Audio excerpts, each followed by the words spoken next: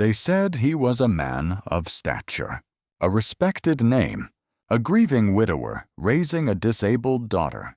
But what if everything about Edward Montgomery was a lie? That afternoon, he pushed his 7-year-old daughter's wheelchair through a graveyard with chilling calm, right up to a freshly dug grave.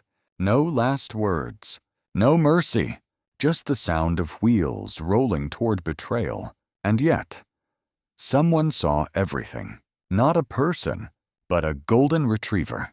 Loyal, silent, and watching from the shadows. And what he did next changed everything. Sometimes, the line between protector and predator hides behind a tailored suit and a forced smile. What would you have done if you were in her place?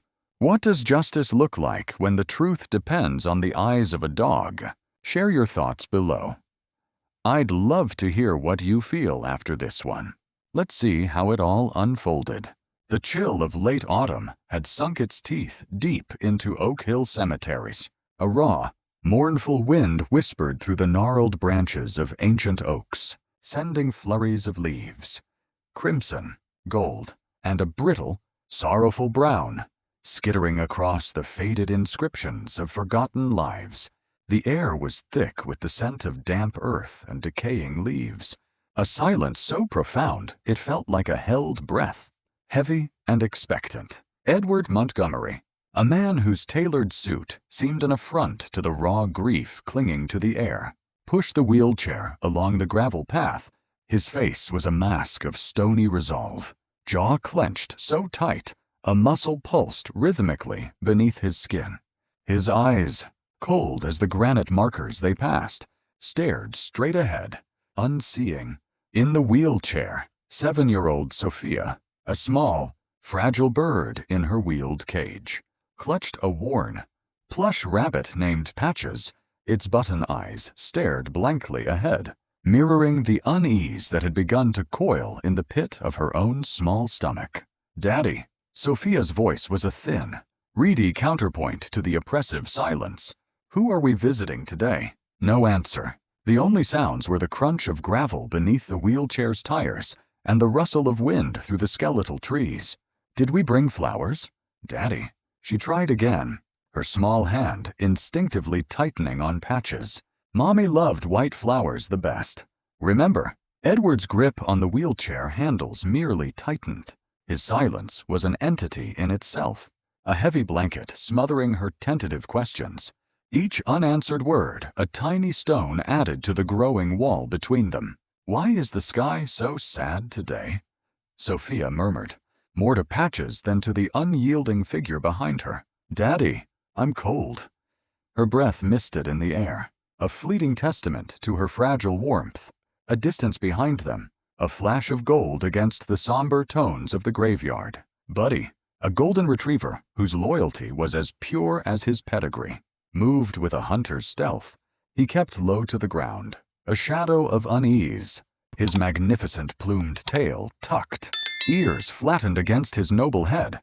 His amber eyes, usually bright with an almost human intelligence, were clouded with a worry he couldn't articulate, but felt deep in his bones. He never let the wheelchair stray too far from his sight. Buddy remembered the warmth of her hand, Sophia's mother, the easy laughter that used to fill the house, the scent of baking cookies and sunshine. Now, the house was a cavern of hushed tones and the lingering scent of antiseptic and something else, a coldness that had nothing to do with the changing seasons. The man, Edward, had changed. His scent had soured in Buddy's sensitive nostrils. His touch, when it came, was impatient, dismissive. He'd started shutting Buddy out from the main house, the heavy oak door a stark barrier to the small girl who was Buddy's entire world, the living embodiment of the love he'd lost. He'd caught the strange, metallic tang of something wrong in the air when Edward had steered Sophia towards the old iron gates of Oak Hill, a route they never, ever took. The command to stay had been harsh, laced with an unfamiliar steel, but the bond with Sophia, a silken cord woven from shared grief, whispered secrets, and gentle pats that could soothe any ache. was stronger than any command.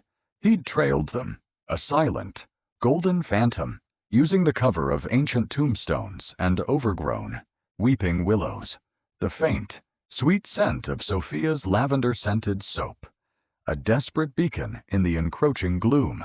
They reached the far end of the cemetery, a desolate, forgotten corner where the newer graves lay stark and raw against the earth. Edward stopped before one in particular, a freshly dug hole, its maw gaping and black. The piled earth beside it, dark and damp, the scent of it, primal, unsettling, hit Sophia like a physical blow. A tremor ran through her small frame. Her hands, already pale, gripped the armrests of the wheelchair, knuckles showing white. "Daddy," she whispered, her voice barely audible. This isn't a place to play." The silence stretched, taut and menacing. Why is there such a big hole here? Her eyes, wide and dark, with a dawning terror, darted from the grave to her father's impassive face. "Daddy, I'm scared." Her voice cracked, a tiny, fragile sound. "I want to go home. Please." Edward didn't speak. Not a word, not a flicker of hesitation crossed his features. He turned, a sharp, decisive movement, and with a chillingly deliberate motion, angled the wheelchair towards the abyss. Sophia's breath hitched, a tiny, desperate gasp. She saw the precipice, felt the shift in balance. The world tilted sickeningly. "Daddy, what are you doing?" A small, desperate struggle, a futile push against the unyielding metal. "Don't push.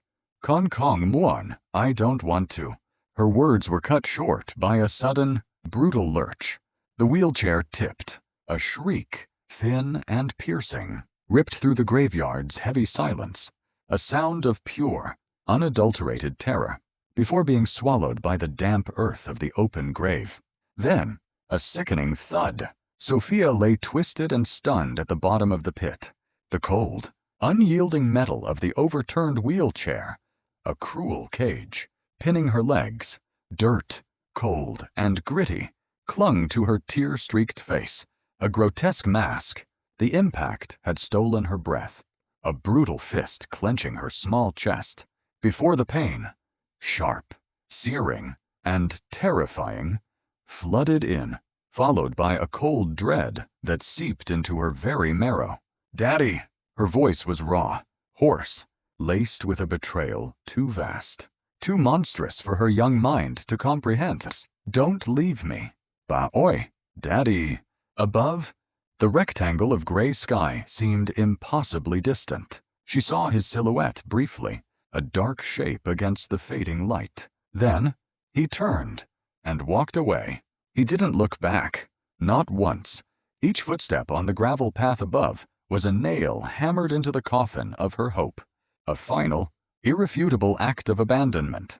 His retreating figure, shrinking into the desolate landscape, became a symbol of an evil she couldn't name, but felt with every fiber of her being.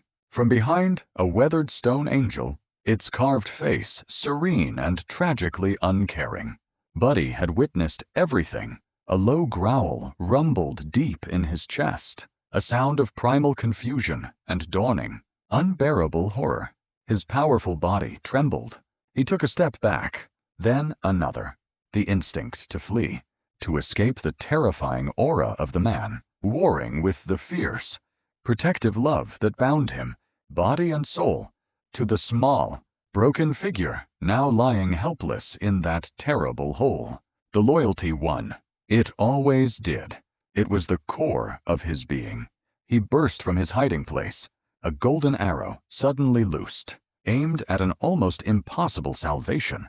His powerful legs pumped, scattering fallen leaves like frantic prayers, his paws scrabbling for purchase on the damp, treacherous ground. A gnarled root, unseen in his panicked haste, caught his foreleg, sending him tumbling head over heels with a yelping cry of pain. But he was up in an instant, the urgency a blazing fire in his veins, overriding the sting in his shoulder. He barked, a series of sharp, desperate explosions of sound. each one a plea hurled into the vast, indifferent silence of Oak Hill. Woof, woof, help, woof. But the cemetery remained a silent, stony witness, its myriad residents deaf to his frantic appeals. The wind carried his barks away, dissipating them among the tombstones. Near the imposing, wrought iron gates at the main entrance, a figure moved with the slow, methodical rhythm of long practice. Old Joe, the groundskeeper, his face a roadmap of wrinkles etched by sun and sorrow, was sweeping the day's accumulation of leaves into a rustling pile. The rhythmic swish-scratch of his broom was a familiar comfort in the otherwise silent expanse. Buddy skidded to a halt before him, a whirlwind of golden fur and desperate energy. Woof, woof, woof. He barked with a frantic, almost hysterical insistence, a language of pure, unadulterated panic that transcended species. He danced at Joe's worn boots, then darted a few paces back towards the deeper, more desolate sections of the cemetery, then returned, whining, his body low to the ground in supplication. Joe straightened, leaning on his broom, his brow furrowed. Well now, buddy, what in tarnation has gotten into you? Boy, you're gonna scare the dearly departed with all that racket. Where's little Sophia? Buddy let out a long, mournful howl, a sound that seemed to tear from the very depths of his loyal heart, a sound that spoke of unspeakable things. He clawed at the cold iron of the closed cemetery gates, then ran a short distance back towards the path leading into the maze of graves. Looking over his shoulder, his amber eyes burning with an intelligent, pleading light, he barked again, a short, sharp command this time. Follow. Something in the dog's desperate eyes, a raw, undeniable terror and a fierce intelligence that Joe had always recognized in the animal, cut through the old man's initial skepticism. This wasn't just a dog being excitable, this was something more. All right, boy, Joe said, his voice gravelly with sudden concern. He dropped his broom. All right, show me what's wrong. Buddy didn't hesitate. He spun on his paws and bolted, not waiting to see if Joe followed. Trusting that he would, he threaded his way through the labyrinth of tombstones with a sure-footed urgency, a golden blur leading the way through the fading light, a desperate guide in a race against a chillingly encroaching darkness. As they neared the freshly disturbed earth, the air growing colder, heavier, a sound, faint and fragile as a broken wing, drifted towards them, a soft, hiccuping sob, nearly lost in the sigh of the wind. Please, somebody, help me. The voice was tiny, choked with tears and cold. Conland qua. I'm so cold. I can't get out. Joe's heart hammered against his ribs. He quickened his pace, his old knees protesting, but he was already at the edge of the raw pit, whining, peering down. Joe reached the precipice and looked, his breath caught in his throat, a strangled, horrified sound. The world seemed to tilt on its axis. Sophia, she was coiled at the bottom of the dark, damp hole, the mangled metal of the wheelchair, a cruel, twisted sculpture pinning her small legs. Her face, turned upwards towards the sliver of dying sky, was a pale, heartbreaking smudge of dirt and tears, a tiny, flickering beacon of suffering in the encroaching, unforgiving gloom. Her eyes were wide with a terror that no child should ever know. Lord have mercy, Joe whispered, the words a prayer and a curse. Sophia, child, how in God's name? His voice was a hoarse rasp, the question hanging unanswered in the cold, indifferent air, while Buddy, his savior, licked at the earth near the edge, a low, comforting rumble vibrating in his chest, a promise that she was no longer alone. Easy, boy, easy, Joe grunted, carefully maneuvering around the mangled wheelchair to reach Sophia. Her eyes, huge and dark in her small, mud-streaked face, were fixed on him, a mixture of terror and a dawning, fragile hope. We're gonna get you out of here, sweetheart. You're safe now. Gently, so gently, Joe freed Sophia's legs from the cold metal pressing against them. She cried out, a thin, sharp sound when he touched her ankle, but she didn't fight him. He gathered her small, shivering form into his arms. She felt as light as a fallen bird, and began the awkward climb back up. Buddy, seeing Sophia cradled in Joe's arms, began to bark, short, joyous yelps that echoed strangely in the somber twilight. Once on solid ground, Joe didn't pause. He wrapped his own worn jacket around Sophia and strode towards the cemetery gates as fast as his legs could carry him.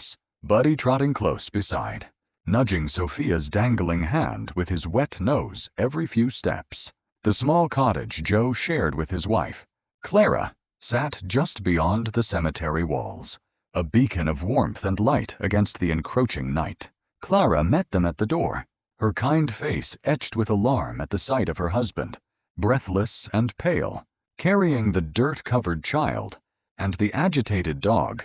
Merciful heavens. Joe. What happened? Without a word, Joe carried Sophia inside, into the comforting aroma of baking bread and dried herbs that always clung to their tiny kitchen.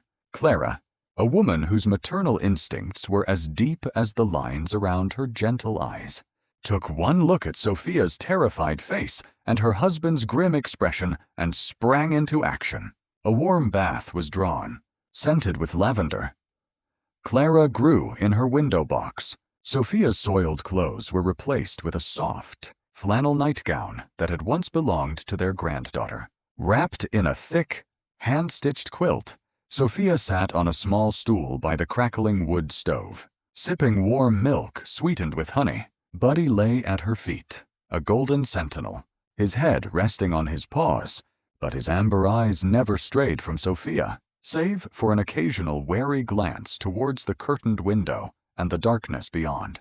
He didn't shake off the damp earth clinging to his fur, as if to remind himself of the ordeal. As Clara gently dabbed at a scrape on Sophia's cheek, the little girl's voice, small and tremulous, broke the quiet. "I don't understand," she whispered, her gaze fixed on the dancing flames in the stove. "Daddy took me out to play. He said it was a special outing. Why did this happen?" Her lower lip trembled. Clara's hand stilled. She exchanged a look of profound sorrow with Joe, who stood watching, his heart an aching lump in his chest. "I'm sorry," Sophia continued, tears welling in her eyes and tracing clean paths through the grime still on her temples. "I'm sorry if I did something wrong. Daddy, he never looked at me like that before. So cold." Clara gathered the child into a gentle hug. "Oh, sweet girl. No, you did nothing wrong. Nothing at all." Her voice was a soft balm, but her eyes, meeting Joe's again, were filled with a horrified understanding. Joe nodded grimly. He moved to the old rotary phone on the wall. "Clara, keep her warm. I'm calling Arthur Miller. He needs to know." Now, Arthur Miller was the Montgomery family's lawyer, or rather, had been Old Man Montgomery's lawyer. Edward's father, an old-school gentleman, sharp as a tack, with a reputation for unwavering integrity and a bulldog tenacity when it came to justice. An hour later, Mr. Miller arrived, a tall, somber man in a dark suit, his face grave as he listened to Joe's terse account. He observed Sophia, now drowsing fitfully in Clara's lap, Buddy's head resting protectively on her small knee. "I need to speak with her." "Joe." "Clara," Miller said quietly, his voice gentle but firm. "If she's able, it's imperative." They decided the small, cozy living room would be best. When Joe gently suggested that perhaps Buddy should wait in the kitchen, the dog reacted instantly. A low growl rumbled in his chest, not menacing, but a clear, unwavering statement. He rose, planting himself firmly between Sophia, who had woken at the change in atmosphere, and the door, his gaze fixed on Miller. Sophia reached out a small hand, her fingers tangling in Buddy's ruff. "It's okay, Buddy," she whispered, her voice still raspy. "I'm okay. I'll tell them. She looked at the dog, her eyes filled with a profound understanding. But you have to stay right outside the door. Okay, right there. Can you hear me? Buddy whined softly, licked her hand, and then, with a final, appraising look at Miller, allowed Joe to lead him just outside the living room door, where he promptly lay down, ears pricked and swiveling like radar dishes, his nose practically touching the bottom of the door. Sophia sat on a small armchair, Patches the rabbit clutched in her lap. Mr. Miller sat opposite, his notepad open, his demeanor calm and reassuring. Sophia, he began gently. Can you tell me what happened this afternoon? In your own words? Take your time. Her voice was small and trembling, at times barely a whisper, frequently breaking with a choked sob. But through it all ran an undercurrent of harrowing, undeniable truth. Daddy took me to the cemetery. She paused, swallowing hard. He didn't say anything. Not for a long time. Then we went to a place with a big hole, a really deep hole. Her breathing quickened. He pushed the wheelchair. Tears streamed down her face now. I asked him to stop. I told him I was scared. I was crying, Mr. Miller. But he still pushed. She buried her face in Patches, her small shoulders shaking. Clara, sitting quietly in the corner, let out a soft sob, quickly stifling it with her hand. Her own eyes overflowing, Joe stood stiffly by the mantelpiece, his fists clenched. Miller waited patiently. Sophia, he said, his voice still gentle. Before today, did you ever see your father very angry, or did anything unusual happen at home? Sophia nodded slowly, lifting her tear-stained face. Ever since Aunt Marianne started visiting all the time. Daddy stopped hugging me. He was different. She looked down at her hands. I heard them talking once, in his study. They didn't know I was there. What did they say? Sophia, Aunt Marianne said, she said, the girl is too much trouble. A constant reminder. And Daddy said, she needs to be sent somewhere else, permanently. The words, spoken with such childish precision, landed like hammer blows in the quiet room. Clara couldn't hold back her tears any longer, turning away to weep silently. Joe's face was a mask of granite. Miller continued to write, his expression unreadable, but for a tightening around his jaw. When Sophia had finished, her voice frail with exhaustion, Miller closed his notepad. Sophia, he said, his voice imbued with a deep sincerity. You are a very, very brave girl. What you did, telling us this, took incredible courage. Now, I'm going to take care of everything to protect you. You don't have to worry about your father anymore, but you'll need to stay here for a little while, with Joe and Clara. Is that all right? Sophia nodded, her eyes heavy-lidded. Then, a sudden flicker of anxiety. What about Buddy? She whispered, her gaze darting towards the door. He can't go back there. Daddy will hurt Buddy. He was always trying to keep Buddy away from me. Joe stepped forward. This dog, Sophia, he said, his voice thick with emotion, has more courage and loyalty than most men I know. He's staying right here, with you, protecting you, as if on cue. From behind the door came a soft woof, followed by a contented sigh. A moment later, when Clara opened it, Buddy padded in, went straight to Sophia, and laid his head gently on her lap, nuzzling her hand. Later that night, long after Sophia had finally cried herself to sleep in a small cot set up in Joe and Clara's bedroom, Buddy a warm, reassuring presence on the rug beside her. The jarring ring of the telephone shattered the midnight quiet. Joe answered it in the kitchen, his voice still rough with sleep.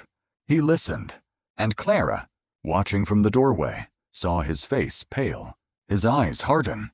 He held the receiver slightly away from his ear, and in the stillness, they could faintly hear a man's voice, smooth, controlled, but with an edge of something that wasn't concern. Yes, Mr. Montgomery, Joe said, his voice carefully neutral. Mr. Miller, who had insisted on staying, appeared silently from the living room, his expression alert.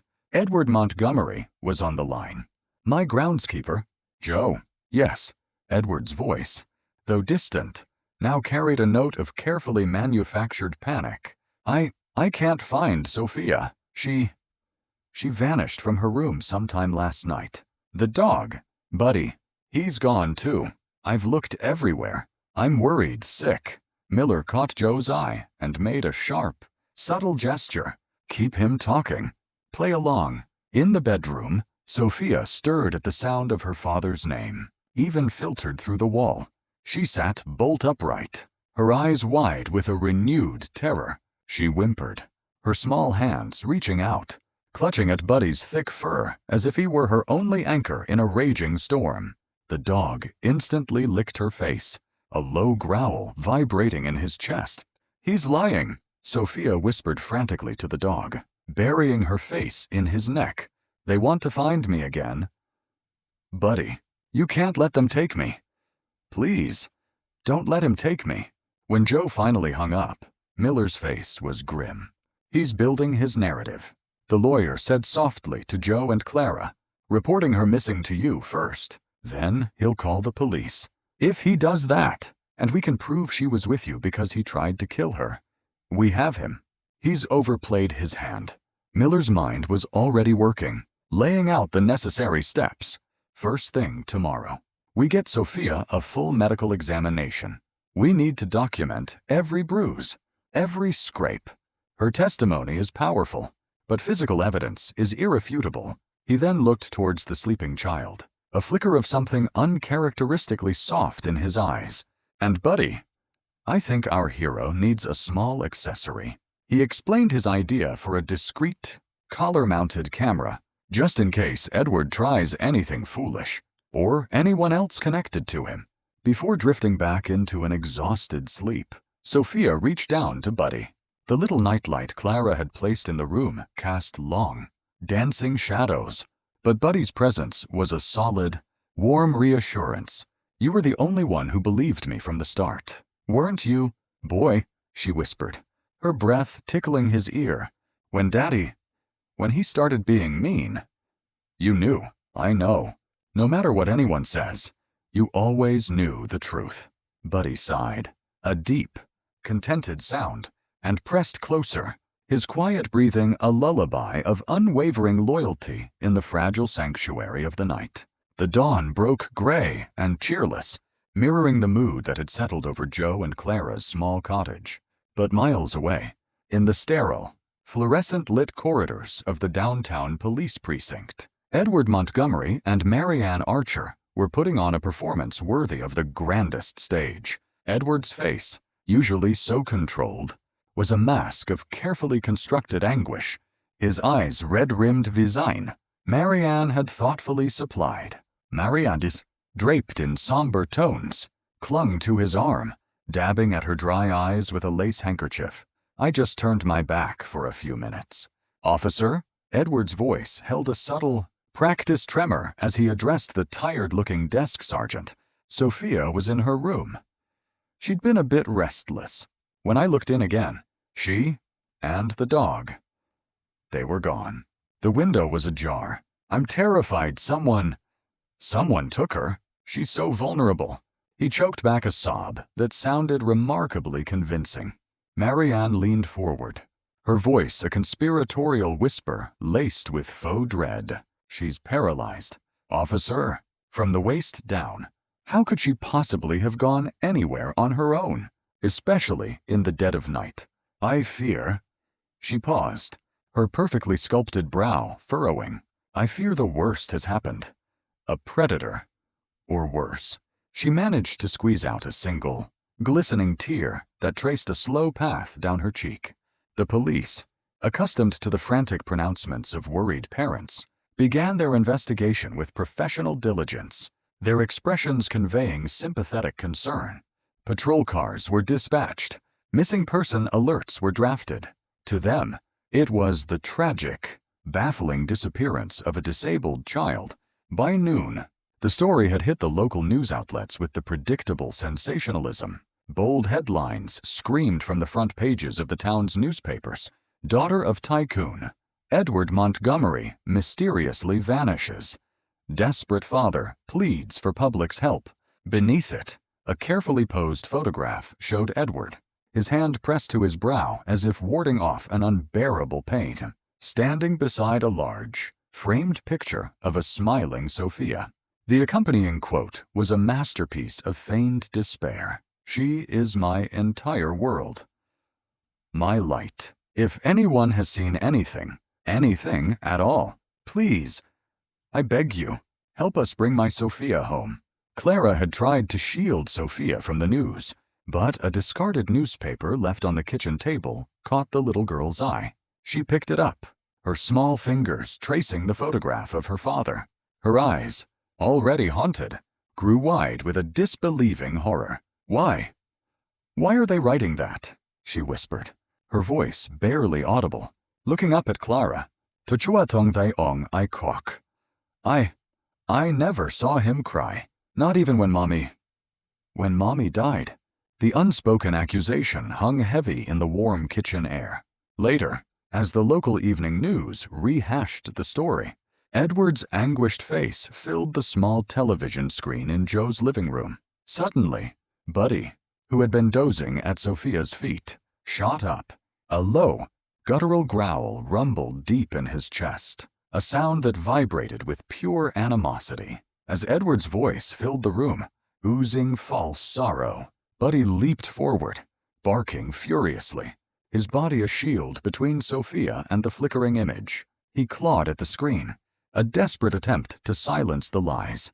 Sophia stared, her own small body trembling. She reached out a shaky hand, placing it on Buddy's bristling fur.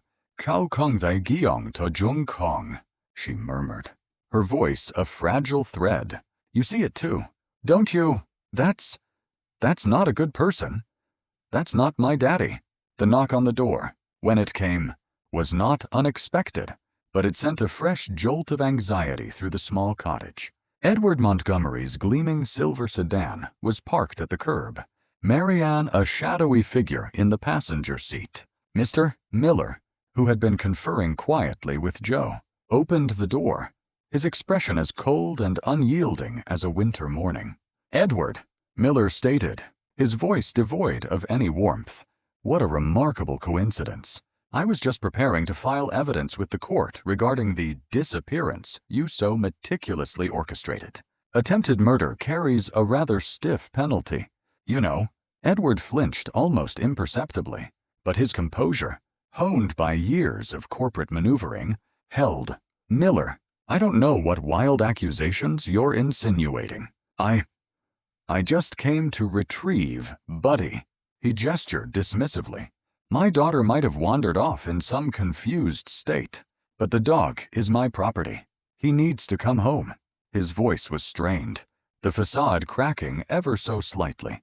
From the back room, Sophia heard her father's voice, the chillingly familiar cadence that now meant only terror.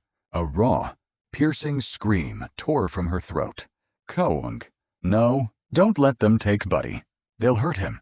Please, don't let them." Marianne, seeing an opportunity, glided past Edward towards the doorway, her voice dripping with an artificial sweetness that made Clara's skin crawl. "Buddy, sweet boy. Come on now. Such a fuss. Time to go home."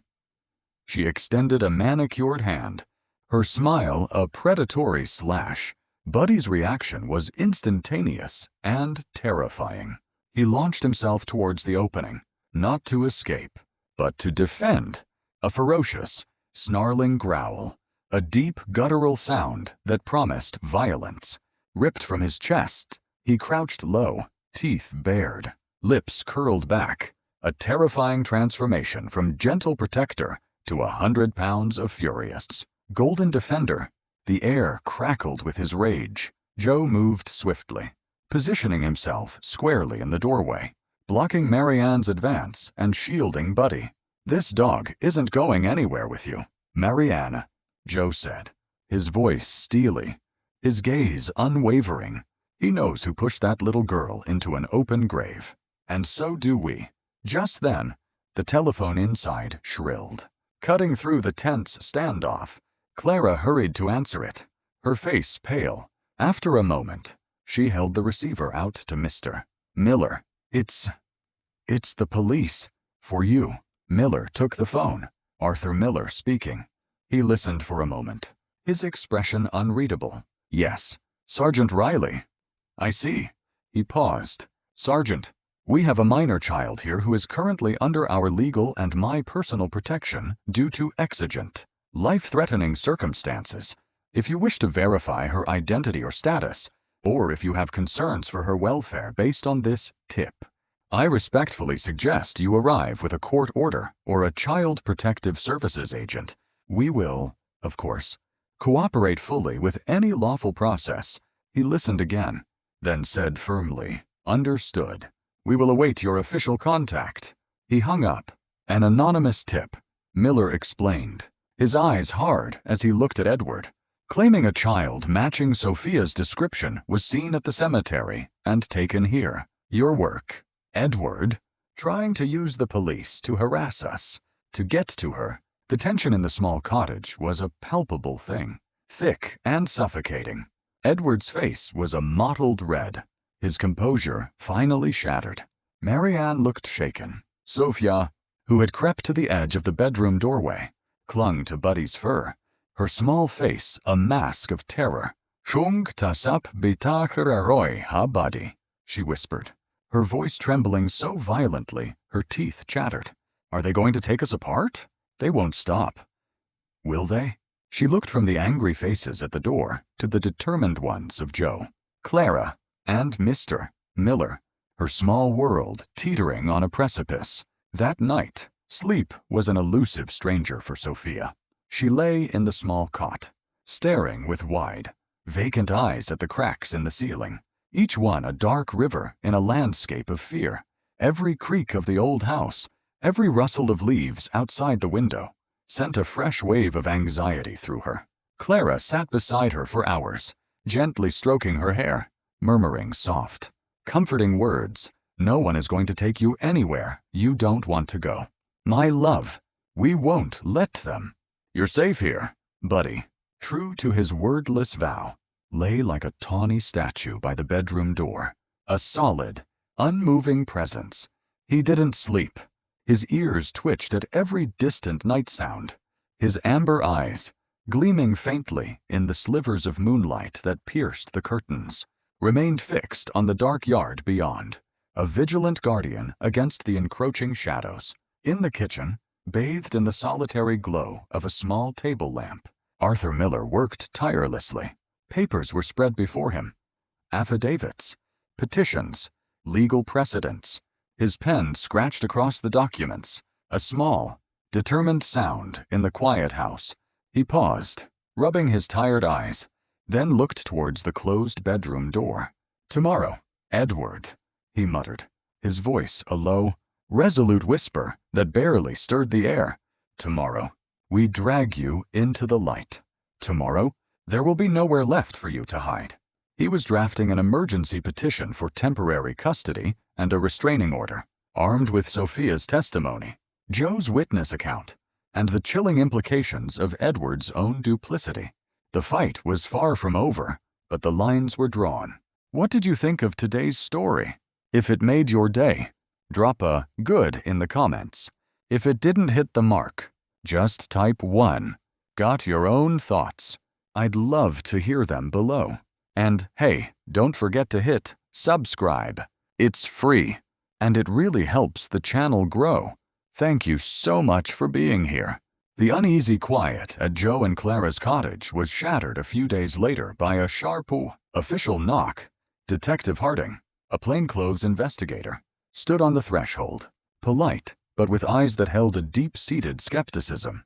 We have a court order for a temporary welfare verification concerning Sophia Montgomery, he stated, his gaze sweeping the room. Is this child truly being mistreated by her father, as alleged? Sophia, seated on the rug, flinched, her eyes darting to the floor. Buddy, ever vigilant beside her, emitted a low rumble in his chest whenever Harding's gaze lingered too long on the girl. Clara stepped forward. "Detective, this child is a victim, not a criminal to be interrogated. She's endured enough." Harding, unmoved, eventually withdrew, but not before delivering a chilling warning. "Mr. Edward Montgomery has just retained Thornton and Creed, a new, very aggressive legal team. This won't be easy for any of you." The warning cast a pall, but a few afternoons later, an unexpected development occurred. Buddy became agitated, whining and persistently pawing at a weathered wooden panel in the dilapidated old stable at the edge of Joe's property. "What's gotten into you, boy?" Joe murmured, observing the dog's unusual insistence.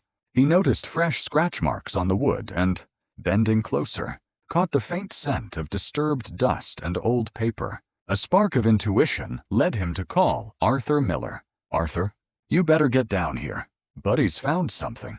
With Miller present, Joe carefully pried the panel away. Tucked into a small, hidden cavity was a large, oilskin-wrapped envelope, yellowed with age but perfectly preserved. Miller's hands were surprisingly steady as he unwrapped it. Inside lay Helen Montgomery's true last will and testament. The terms were breathtakingly clear. The entirety of her considerable estate was bequeathed directly to Sophia. Edward was named merely as a temporary financial custodian, his authority to cease when Sophia turned 21. A handwritten clause voiced Helen's deepening unease regarding Edward's erratic financial behavior and implored Miller to maintain diligent oversight. Beneath the will was a slender envelope. Helen's letter inside was a desperate plea. "If these papers have come to light, my worst fears may be realized. Protect my Sophia. Never trust Edward. And never, ever trust Marianne Archer." Clara gasped, a hand flying to her mouth. "Helen once told me, Buddy knows everything. Clara, if anything happens, he'll lead the right people to the truth." Sophia hugged Buddy tightly, tears of dawning understanding streaming down her face. "Oh, Buddy, you knew. You kept Mommy's secret safe all this time." Miller, visibly moved, cleared his throat. "This dog, he didn't just save her life. He saved the truth. He saved her mother's legacy." There was no time to lose. Miller immediately filed an emergency motion with the court, appending copies of the newly discovered will and Helen's letter to the existing evidence of Edward's crimes.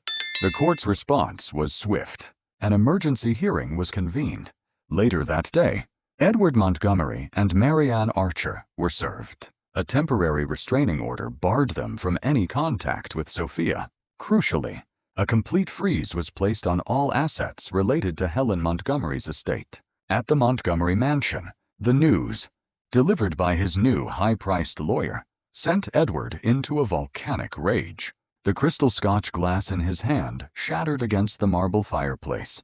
"That damn dog!" he roared. "It found everything." How? Marianne's composure finally cracked. "You promised me everything was destroyed," she shrieked, her voice laced with panic. "You said no one would ever find those papers." "I hid them perfectly," Edward bellowed.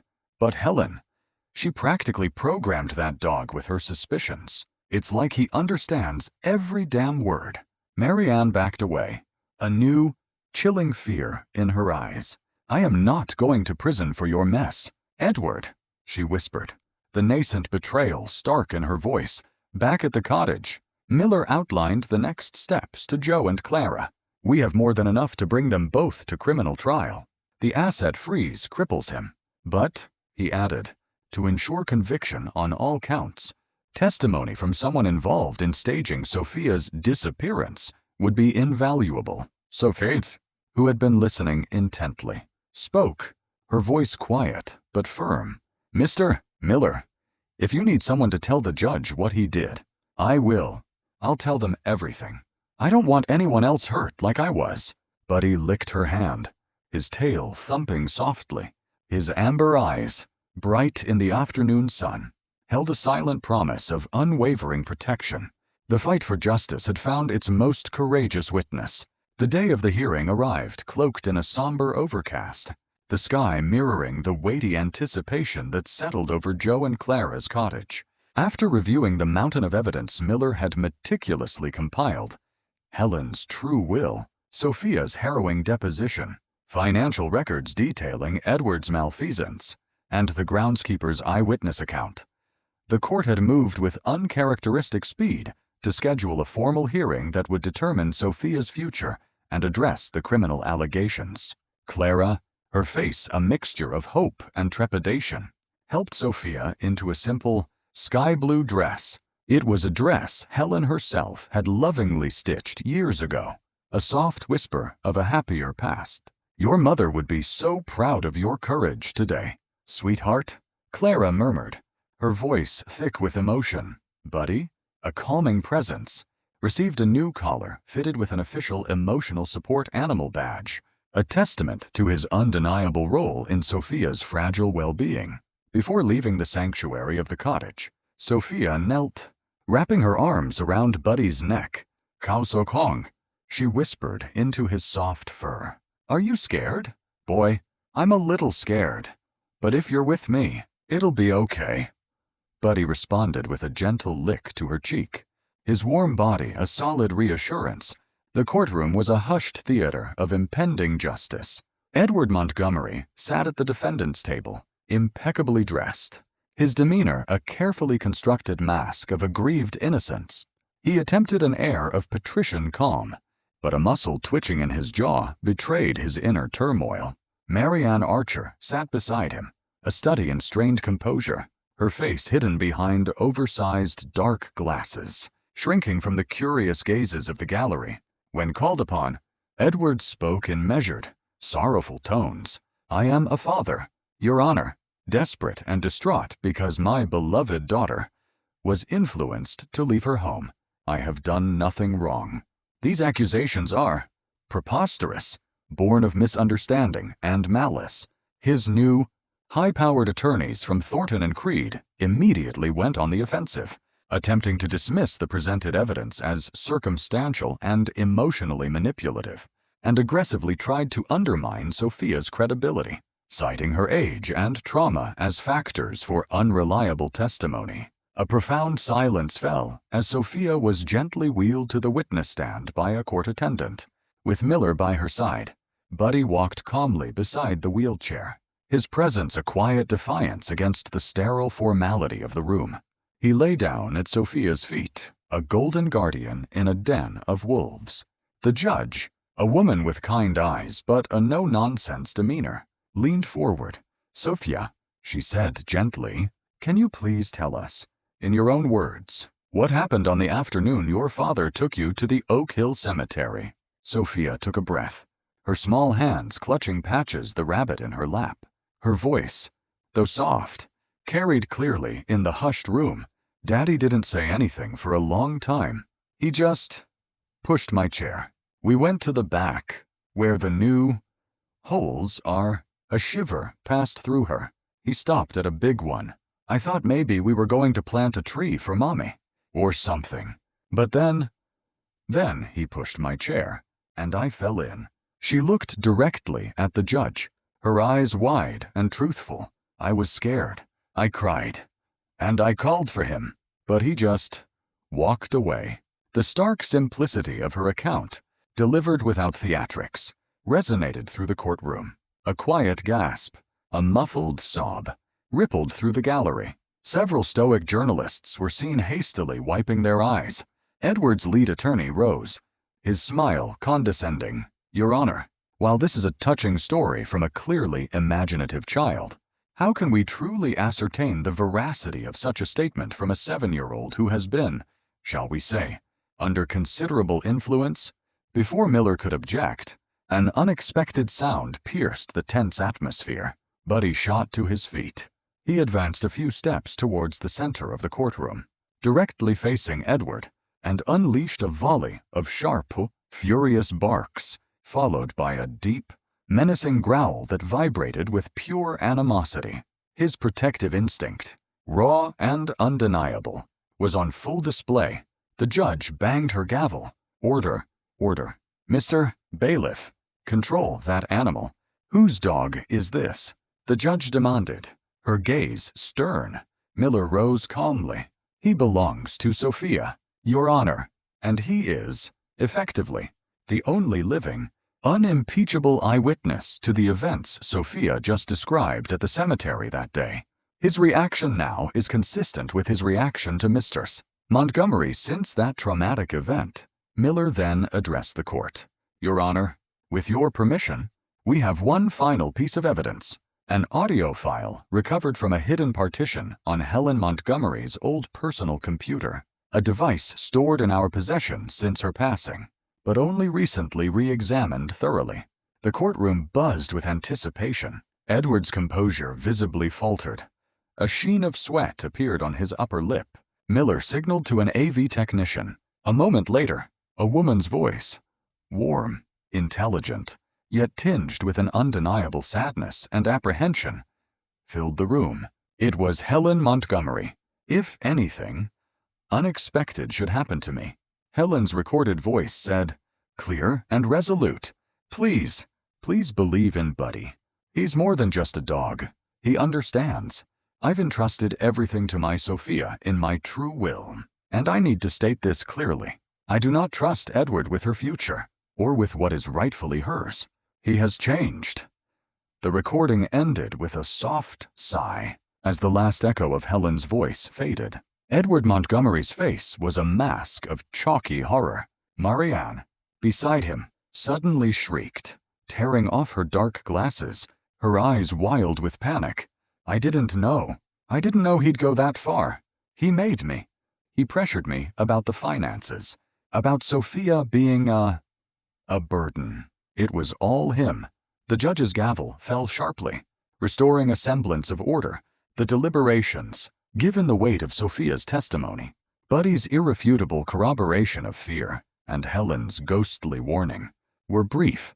The verdict was delivered with solemn finality. Edward Montgomery was found guilty of attempted murder, aggravated child abuse, and felony forgery of inheritance documents. Marianne Archer was found guilty as an accomplice to fraud and for obstruction of justice. Permanent, no-contact restraining orders were issued.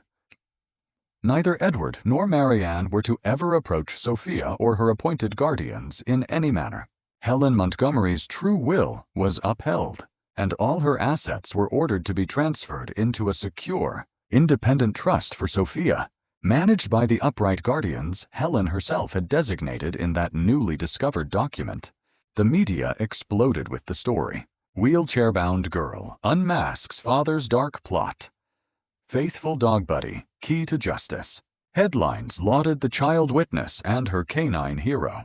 Weeks later, the autumn sun dappled the vibrant garden at Joe and Clara's home.